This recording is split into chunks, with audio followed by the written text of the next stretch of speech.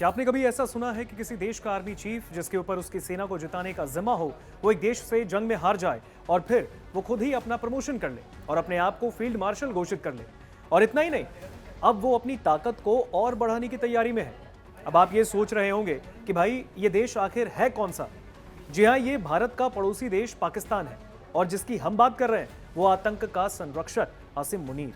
आइए इस खबर को हम गहराई और विस्तार से समझते हैं। पहलगाम हमले के बाद जब भारत ने पाकिस्तान पर ब्रह्मोस मिसाइलों से हमला किया, तब पाकिस्तान की धज्जियां उड़ गईं। पाकिस्तान तबाह हो गया था। पाकिस्तान के कई एयरबेस आईसीयू में चले गए, लेकिन पाक फिर भी अपनी जीत का दावा करता रहा।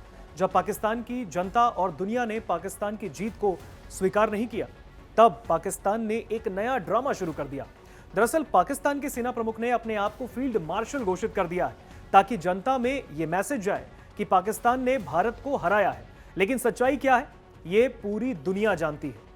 अपने आप को फील्ड मार्शल घोषित करने के बाद अब असीम मुनीर ने एक और नया प्लान बना दिया है, जिससे साफ जाहिर होता है कि पाकिस्तान के ये फील्ड मार्शल तानाशाही की तरफ आगे बढ़ रहे हैं। दरअसल असीम मुनीर के इशारे पर पाकिस्तान की शहबाज सरकार अपने संविधान में संशोधन करने की तैयारी कर रही है। हैरानी की बात तो यह है कि इसके बाद पाकिस्तानी सेना प्रमुख असीम मुनीर की ताकत और भी मजबूत हो जाएगी।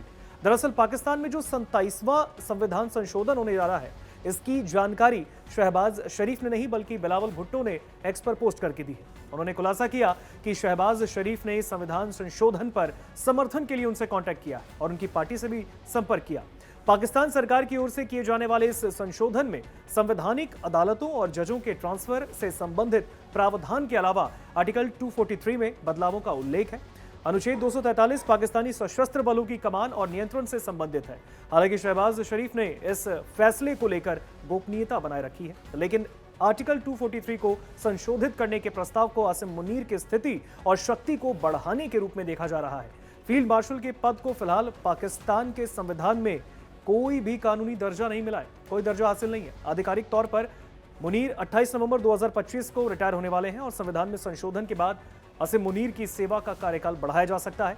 पाकिस्तान के कानून राज्य मंत्री अकील मलिक ने पाक में एक न्यूज चैनल को बताया है कि 1973 के संविधान लागू होने के बाद यह पहली बार है कि किसी भी अधिकारी को फील्ड मार्शल के पद पर पदोन्नत किया गया है।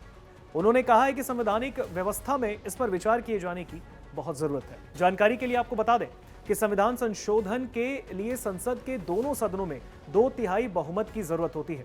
पाकिस्तान में पूर्व में इस तरह के संशोधनों से विधायिका, न्यायपालिका और सेना के बीच शक्ति संतुलन जो है उसे स्थापित किया गया है। पाकिस्तान में चल रही इन गतिविधियों पर भारत की भी नजर रहेगी, खासतौर पर यह देखते हुए कि असीम मुनीर का रवैया हमेशा भारत के खिलाफ रहा है। मुनीर लगातार भारत को गीदड़ भभकी देते रहे। इतना ही नहीं, कश्मीर को लेकर भी असीम मुनीर के बयान उकसाने वाले रहे हैं।